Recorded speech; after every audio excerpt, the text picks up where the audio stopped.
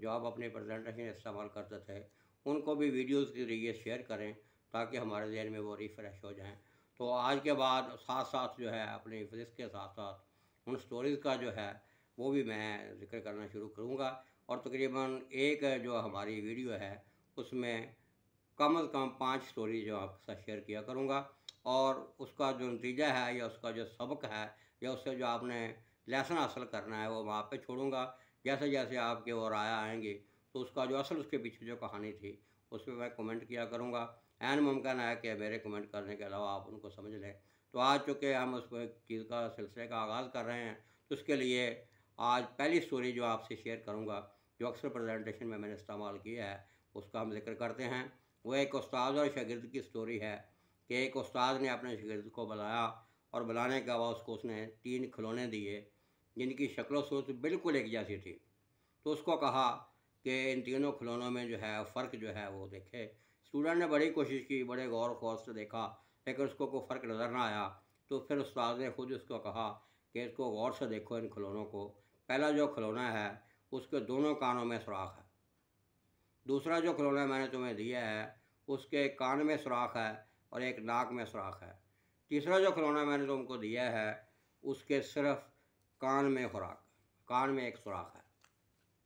अब स्टूडेंट ने पूछा, जी इन सुराखों का क्या मकसद है और इन खिलौनों से आप मुझे कौन-सा सबक सिखाना चाह रहे हैं? उस्ताद ने कहा, मेरी बात गौर से सुनो। वो खिलौना जिसके दोनों कानों में सुराख है, वो बहुत सारे लोग आपके साथ ऐसे मिले हुए हैं जो दोस्ती का दावा करते हैं, लेकिन वो ड्रामेबाज हैं। दोनों कानों में सुराख का मतलब ये है कि वो ना आपकी बातें जो आप उनके साथ करते हैं, बज़ाहिर वो ड्रामा करते हैं कि आपकी बातों को बड़े गौर से सुन रहे हैं और वो उसको राज़ भी रखेंगे। ना वो आपकी बातों को गौर से सुनते हैं, ना वो राज़ रखते हैं। ये बिल्कुल ऐसे ही है जैसे एक कान से सुनते हैं, दूसरे कान से निकाल लेते हैं। तो ऐसे लोगों पे कभी यकीन ना करना। दूसरा खिलौना जो मैंने तुम्हें दिया है, जिसके कान में सुराख है और एक मुँह में सुराख है, ये आपके वो साथी हैं जो आपकी बात को गौर से सुनते हैं, लेकिन आपका राज़ नहीं रख सकते। यानी जहाँ वो बैठते हैं, उस बात को मुँह के ज़रिए उगल देते हैं। इन पे भी भरोसा ना करना। तीसरा खिलौना जो मैंने आपको दिया है, उसके सिर्फ़ कान में सुराख है और ये आपके इर्द-गिर्द वो हल्का अहबाब है, जो आपके मुख़लिस दोस्त हैं। यानी कान में सुराख का मतलब ये है कि आपकी बात को बड़े गौर से सुनते हैं। मुँह में सुराख ना होने का मतलब है कि उन बातों को वो हज़म भी कर सकते हैं। ये वो चंद लोग हैं जिस पे आप भरोसा कर सकते हो और यही वो आपके असल दोस्त हैं। तो इस स्टोरी का मकसद भी यही था। दूसरी स्टोरी जो मैं आपके साथ शेयर करना चाह रहा हूँ, वो है कि एक बादशाह होता है, उसकी 4 बीवियाँ होती हैं। पहली बीवी जो है, वो इंतहाई खूबसूरत होती है और यहाँ इंतहाई खूबसूरत बीवी जो है, ये इशारा है बादशाह की जाहो जलाल, उसकी शान-ओ-शौकत की तरफ। दूसरी उसकी बीवी जो है, वो बड़ी चालाक होती है, चालाक और मक्कार होती है। ये इशारा है आपका इल्म, आपकी डिग्रियाँ और आपके स्किल्स की तरफ। तीसरी जो उसकी बीवी होती है, वो बड़ी फैशनेबल होती है। ये इशारा है एक्सटर्नल ब्यूटी की तरफ, यानी मेकअप, खरीदी हुई शान-ओ-शौकत जो आपके इर्द-गिर्द जो हैं खाली वाह-वाह करने वाले होते हैं, लेकिन अंदर से वो मुनाफ़िक होते हैं और आपके दुश्मन होते हैं। चौथी बीवी जो थी, वो बड़ी सादा और खिदमतगुज़ार थी। ये है आपकी इंट्रिंसिक ब्यूटी या इंटरनल ब्यूटी, आपकी असलियत। जापान की एक बड़ी खूबसूरत कहावत है कि हर इंसान के 3 चेहरे होते हैं, एक घर वालों को दिखाने के लिए, एक घर वालों से छुपाने के लिए, एक दुनिया को दिखाने के लिए। तो इंसान वो होता है जिसके तीनों चेहरे एक जैसे हों, 3 इन 1 हो। तो ये बीवी उस किस्म की थी कि जैसी वो ऊपर से नज़र आती थी, वैसी वो अंदर से थी। यानी असल खिदमतगुज़ार बीवी ये थी। वाक़या कुछ ऐसे हुआ कि अचानक बादशाह जो बीमार हो गया, तो उसने 1 बाय 1 बीवियों को बुलाया। पहले वो बीवी जो इंतहाई खूबसूरत थी, उसको बुलाया कि मैं बीमार हो गया हूँ और ऐन मुमकिन है कि मैं मर जाऊँ, क्या तुम मेरे साथ मरना पसंद करोगी?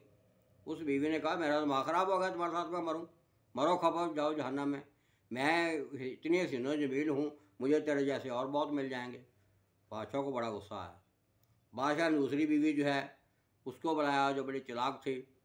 उसको भी वही कहानी सुनाई कि मैं बहुत बीमार हो गया हूँ, मेरे बचने का कोई चांस नहीं है, शायद मैं मर जाऊँ, क्या तुम मेरे साथ मरना पसंद करोगे? उसने कहा, तुम्हारा दिमाग ख़राब हो गया है, मैं तुम्हारे साथ भला क्यों मरूँगी? मेरे पास इतनी चालाकियाँ हैं, मैं तुम्हारे जैसे और बंदे काबू कर लूँगी। उसको बड़ा दुख आया, गुस्सा आया उस पर, क्योंकि बीमार था, कर कुछ नहीं सकता था, बीमार भी बड़ा आखिरी हालत में था उसका। उसने तीसरी बीवी को बुलाया जो फैशनेबल थी, उसको वही कहानी सुनाई। उसने कहा तुम्हारा दिमाग ख़राब है, मुझे तेरे जैसे बहुत मिल जाएंगे जो मेरे फैशन व डिमांड पूरी करेंगे, और वो पूरी कर लूँगा, उनके साथ मैं आसानी से रह लूँगी, मैं आपके साथ क्यों मरूँ। चौथी बीवी जो है जब उसको बुलाया तो उसको भी वही कहानी सुनाई। तो उसने कहा कि क्यों नहीं बादशाह सलामत, जब मैंने इतनी लंबी उम्र जो आपके साथ गुजार दी है, तो आपके साथ मरने में क्या हर्ज है। ये जो अभी मैंने बात की थी वो थी उसकी इंटेंसिक ब्यूटी, या उसकी जो है इंटरनल ब्यूटी, यानी असल उसकी औकात। इसका इशारा है आपके अमाल की तरफ। तो वो कहते मैं बड़ी खुशी से मर जाऊँगा। बादशाह बड़ा खुश हुआ, लेकिन बदनसीबी से बादशाह उसकी कदर ना की, क्योंकि बादशाह वो खूबसूरत बीवी की थी, उसको सर पे चढ़ाया हुआ था। चिराग बीवी खुद ही अपने का मतलब निकाल लेती थी, और जो फैशनेबल थी वो जाली फैशन करके बादशाह को उसने वर्गलाया हुआ था। लेकिन ये सादा जो थी ये बेचारी इग्नोर थी। तो बादशाह को बड़ा उस पर तरस भी आया, उसने उससे मदद भी की कि मुझे काश मेरे पास वक्त होता, जो मैंने उनके नखरे उठाए हैं, उनकी कदर मंजरत की है, तुम्हारी क्यों ना की। तो ये इशारा इस तरफ है कि जिन चीज़ों ने आगे हमारे काम आना है, जिनको हम अमाल कहते हैं, उस तरफ हमारा इशारा नहीं है। बाकी तीन चीज़ें जो हैं, हमारी असली शान शौकत हो या ज़ाहरी शान शौकत हो, या हमारा इल्म हो, डिग्रियाँ हो, ग्रेड हों, उसको हम उतराते रहते हैं, और वक्त गुजर जाता है और हम आगे चले जाते हैं। जिस वजह से हम दुनिया में भी नाकाम हो जाते हैं और आगे जाके भी नाकाम हो जाते हैं। तीसरी चीज़ जो मैं तीसरी कहानी जिसका मैंने बात की थी उसको मैं शेयर करूँगा, लेकिन वो शेयर करने से पहले जब भी मैंने बात की है कि अमाल का जो है वो सारा अमल दखल है, इसके बारे में एक दो शेर हैं, वो बच्चों ने कहा था, वो भी अगर आप करना चाहें शेयर, तो मैं कोशिश करता हूँ उनको पढ़ने की। उसमें ये वो इशारा है कि असल हमारे काम आने वाली कौन सी चीज़ है। तो पहला वो शेर है, बाल चिराग इश्क दा मेरा रोशन कर दे सीना, बाल चिराग इश्क दा मेरा रोशन कर दे सीना, दिल दे दीवे दी रोशनाई जावे विच ज़मीना। ये इशारा है कि मेरे अमाल जो हैं इतने अच्छे कर दे, मेरे दिल में इतनी रोशनी ले आओ कि जब मैं कब्र में जाऊँ वहाँ अंधेरा है तो वो रोशनी कहाँ वहाँ जाके काम आए। दूसरा शेर है, ये मैं वेखा अमलों वाले तो कुछ नहीं मेरे पले, ये वेखा तेरी रहमत वाले तो भले भले भले, कि मुझे अपने अमलों में इतना भरोसा नहीं है जितना तेरी रहमत पे है। बेशक मैंने बड़ा कुछ किया है, लेकिन ज़रूरी नहीं ये मेरे काम आए, तो मुझ पे ख़ास रहमत फरमा, ताकि जो कुछ मैंने किया है इसका सला मुझे आगे जाके मिल सके। उसके बाद इसी लेवल पर एक शेर है, अज़ल करें तो थर थर कंबण ऊँचियाँ शाना वाले, फजल करें तो बख्शे जावन मेरे जय मुँह काले, कि बख्शिश सिर्फ तेरी रहमत से ही होगी, और वह रहमत अमाल की बुनियाद पर तू हम पे करेगा। बाकी ज़ाहरी शान शौकत, मख्फी शान शौकत, इल्म हमारा, मर्तबा, रुतबे शतबे सारे यहाँ रह जाएंगे। तीसरी कहानी जो मैं आपके साथ शेयर करना चाह रहा हूँ, वो एक आदमी है, वो प्राइवेट फर्म में, प्राइवेट कंपनी है, उसमें वो मुलाजमत कर रहा है, और उसकी तनख्वाह भी बहुत कम है। वहाँ जगह रंग बिरंगे उसको मसाइल हैं, और वह हमेशा टेंशन डिप्रेशन में रहता है, और वो तंग आकर जो है ख़ुदकुशी जो है करने का इरादा करता है। वो उसका एक ख़ास दोस्त है, उससे वो जिक्र करता है कि यार मेरी ज़िंदगी को इतनी अच्छी नहीं गुजर रही, मैंने बड़ी कोशिश की है कि वो कमाई ज़रा अच्छी हो, मेरे घर वालों को जो रहना सहना है उनमें भी कोई सुकून हमें नसीब हो, उसमें कोई बेहतरी आए, लेकिन ऐसा हो नहीं रहा। लिहाजा अपनी ज़िंदगी से तंग आ गया हूँ, मैं ख़ुदकुशी करने लगा हूँ। उसका दोस्त उसको कहता है कि यार इस तरह करो, ख़ुदकुशी ना करो, फ़लाँ जगह पे एक बुज़ुर्ग रहता है, आप उसके पास जाओ। ऐसे जो मसाइल हैं, जो लोग उसके पास जाते हैं वो मायूस नहीं आते, ऐसे मसाइल का हल उसके पास है, आप उसके पास चले जाओ, वो जो मशवरा देगा उस पर अमल करना। अगर वो तुम्हें ऐसा कहे खुदकुशी करने पे, फिर खुदकुशी बेशक कर लेना। वो कहता है अच्छा ठीक है, उसको मैं मिल कर देख लेता हूँ। वो जो है वो वहाँ जहाँ उसने जगह बताई है वहाँ वो दरवेश के पास जाता है। तो वहाँ पहुँचते पहुँचते उसको शाम हो जाती है। तो वो बाबा जी को सलाम करता है, उसे बताता है कि मुझे फ़लाँ दोस्त ने बताया है बाबा जी ये मेरे हालात हैं, तो मैं इन हालात से बहुत तंग हूँ और मैं ख़ुदकुशी करना चाह रहा हूँ, लिहाजा इन मसाइल का हल आपके पास कोई है। बाबा जी कहते हैं बेटा अब तो रात हो गई है, अब मैं सुबह तुम्हें इन चीज़ों का हल बताऊँगा, लेकिन सुबह से पहले रात को आपने एक मेरा काम करना होगा। वो कहता है बाबा जी बताएं वो क्या काम है।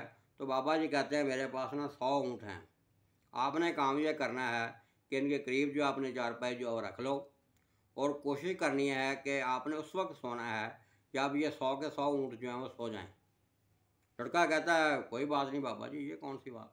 तो वो लड़का जो है वो इस इंतज़ार में रहता है कि कब वो 100 ऊँट सोएं। वो जो पहले सोए होते हैं, जब वो दूसरे बारी आती है वो जाग पड़ते हैं, जब वो सोते हैं तो पहले जाग पड़ते हैं। इस तरीके से उसकी पूरी रात जो है वो जागते हुए गुजर जाती है। 100 ऊँट ना वो सोते हैं और ना वो सो सका। सुबह हुई, बाबा जी के पास वो आया। बाबा जी ने कहा, सुना पुत्र क्या हाल है, रात तो बड़ी अच्छी गुजरी होगी। उसने कहा, बाबा जी रात खाक गुजरनी थी, ना आपके 100 ऊँट सोए और ना मैं सो सका। तो बाबा जी ने कहा, इसीलिए मैंने तुम्हें ये काम दिया था। अब मेरी बात जो है वो बड़े गौर से सुनो। ये जो 100 ऊँट हैं, ये हैं दुनिया के मसाइल, ज़िंदगी के मसाइल जिनसे तुम तंग आए हुए हो। जैसे ये 100 ऊँट नहीं सोए आपसे, ये मसाइल कभी ख़त्म नहीं होने। तो उसने कहा, बाबा जी फिर मैं क्या करूं? बाबा जी ने कहा, इसका तरीका यही आसान है कि आप जैसे 100 ऊँट जो हैं उनका सोने का इंतज़ार करो, आप खुद सोना सीखो, यानी इनके साथ यूज़ टू हो जाओ। जो मसाइल हैं इनका हल ढूंढने की कोशिश करो, इन मसाइल के अंदर रहना सीखो, यही ज़िंदगी है। तो ये तीसरी स्टोरी थी जो मैंने आपके साथ शेयर की है। चौथी एक स्टोरी है, वो एक बाप की है। बाप बड़ा चालाक का है, उसका बच्चा है छोटा, वो उसको तंग करता रहता है और वो उससे बड़ा तंग आया हुआ है। एक दफ़ा बाप जो है वो अपने मुताले में मशगूल था, कोई अपना काम कर रहा था। बच्चा बार बार उसको तंग किए जा रहा था। उसके जहन में एक तजवीज़ सोची कि मैं बच्चे को कैसा काम दूं जिसमें बच्चे को बहुत ज़्यादा टाइम लग जाए और मैं वो अपना काम कर लूं। उसने बच्चे को बुलाया, साथ उसके पास एक अखबार पड़ा हुआ था। अखबार जो था उसके उसने बारीक बारीक टुकड़े, लाखों करोड़ों टुकड़े कर दिए, टुकड़े कर दिए, टुकड़े जुड़ने के काबिल न रहे। और बेटे को बुलाया कि बेटा इधर आओ, ये लो, इसके ऊपर एक नक्शा बना हुआ था पाकिस्तान का, और ये अपने दूसरे कमरे में ले जाओ, इसको जोड़ के लाओ, जब नक्शा मुकम्मल हो जाए तो इसको मेरे पास ले आना। उसके ज़हन में होगा कि बच्चे से पहले बात यह है, नक्शा जुड़ेगा नहीं, जुड़ेगा तो पता नहीं कितने वो अरसा लगे उसको, उस वक्त तक मैं अपना काम कर लूँगा, आगे पीछे हो जाऊँगा, बच्चे से मेरी जान छूट जाएगी, ये सवाल जवाब करना ही बंद कर देगा। लेकिन वो हैरान हुआ कि बड़े थोड़े अरसे के बाद बच्चा जो था वो अखबार को जोड़ के ले आया और वो पाकिस्तान का नक्शा भी उस पर बना हुआ था।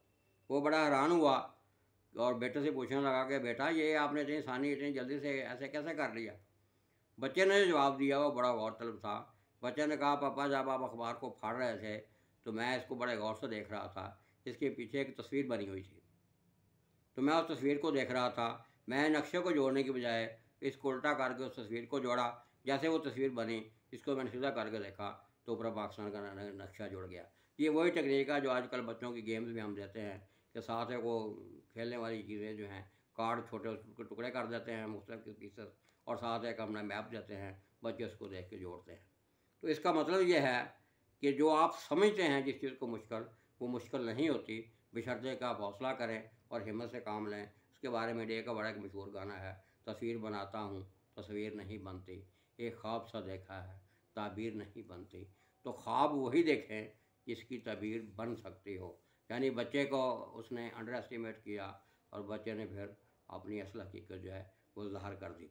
आप भी इनके जो मैं स्टोरियाँ आपको सुना रहा हूँ, आप इनका जो नतीजा हासिल करना चाहें वो मुझे ईमेल के ज़रिए, टेलीफ़ोन के ज़रिए या मेरे वीडियो लिंक के ज़रिए आप मुझे बताएं, तो उस पर दोबारा डिबेट होगी। ये मेरी राय है जो मैं आपको बयान कर रहा हूँ। पाँचवीं स्टोरी जो मैं आपके साथ शेयर करना चाह रहा हूँ, एक बादशाह होता है और वो परिंदों का बड़ा शौकीन होता है। उसका गरीब दोस्त है, उसके पास वो बाज़ जो हैं उसको पालने का बड़ा शौक़ है। एक दफ़ा वो बादशाह को मिलने आता है तो बादशाह के लिए दो बड़े आला नस्ल के बाज़ जो हैं वो लेके आता है और वो बादशाह को बतौर तोहफ़ा जो वो पेश करता है। बादशाह बड़ा खुश होता है और उसको लंबे चौड़े हीरे जवाहरात दे के अपने दोस्त को जो है वो विदा करता है। जब बादशाह चला जाता है तो वो उन दोनों बाज़ों को उड़ाते हैं। एक बाज़ जो है वो तो बड़े आराम से ऊपर उड़ जाता है, दूसरा बाज़ वो अपनी टहनी पे बैठा रहता है और बादशाह बड़ा परेशान होता है कि एक बाज़ जो है वो उड़ गया, दूसरा क्यों नहीं उड़ रहा। तो बड़े हकीम और डॉक्टरों से उसका इलाज कराता है लेकिन बात नहीं बनती।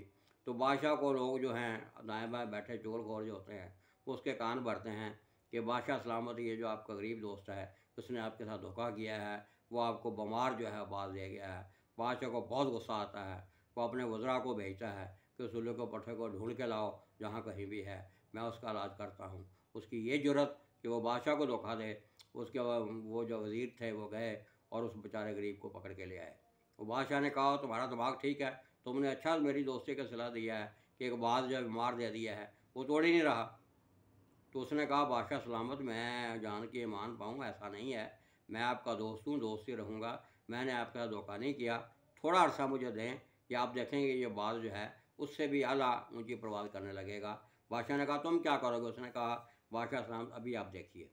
वो उस बाज के पास गया और जिस शाख पे वो बाज बैठा हुआ था वो शाख ही काट दी, और जैसे ही शाख काटी वो बाज जो है वो बड़ी फुर्ती से ऊपर उड़ा और बड़ी, वो पहला जो बाज उड़ रहा था उससे भी ऊंची परवाज़ करने लग गया।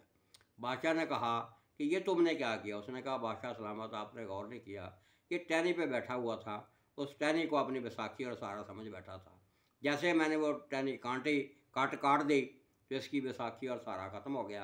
इसने फिर जो है अपने बाजुओं को सहारा बनाया, उसने उड़ना शुरू कर दिया। ये जो चिड़िया लैन उडारियाँ नाल बाजां वो कूंजा नित मरिंदियाँ नहीं। तो ये इसलिए आमतौर पे मैंने यही बोला है मिसरा जो है कि जो लोगों पे दूसरों पे भरोसा करते हैं वो अक्सर उनके साथ ऐसा ही होता है।